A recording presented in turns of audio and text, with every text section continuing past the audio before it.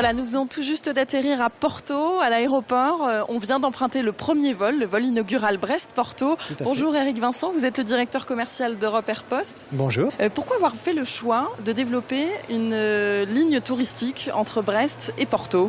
Alors il faut savoir que traditionnellement, Europe Air Post est déjà très présente en province et encore plus présente à Brest, puisque nous avons un avion qui est basé depuis les années 2000 exactement.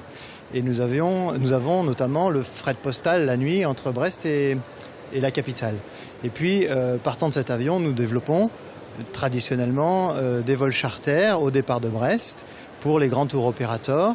Et puis à cette activité traditionnelle pour nous, nous avons ajouté effectivement, depuis cet hiver, des vols vers Grenoble, et puis cet été, le vol vers Porto, dans un souci de diversification pour la compagnie. Quel est l'intérêt justement de s'occuper un peu plus des petits aéroports ?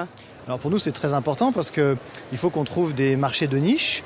On est une compagnie très spécialisée sur certains segments de clientèle et on ne peut pas se comparer ni se bagarrer avec les grandes compagnies nationales.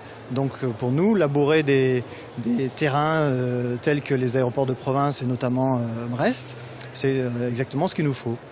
Et comment ça se passe? Pourquoi avoir choisi Porto spécifiquement? Est-ce que vous savez forcément que vous allez remplir vos avions? Là, vous avez misé sur juillet-août. Concrètement, les retombées économiques, est-ce que vous avez pu les anticiper déjà? Alors, on essaye d'évaluer à chaque fois ce que pourrait donner telle ou telle ligne au niveau du potentiel économique.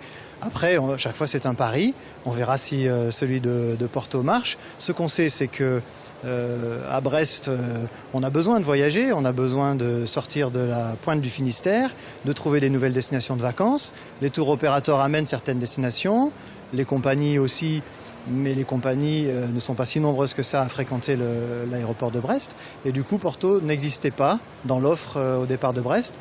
Et c'est une destination qui peut marcher à double titre. D'abord parce que c'est une très belle destination ensoleillée pour les vacances et en plus parce que au plan des liens économiques entre la Bretagne et le nord du Portugal, historiquement il y a des flux de migration, il y a des descendants de Portugais en Bretagne, il y a aussi un intérêt touristique pour les gens du Portugal vers la Bretagne. Merci beaucoup Eric Vincent.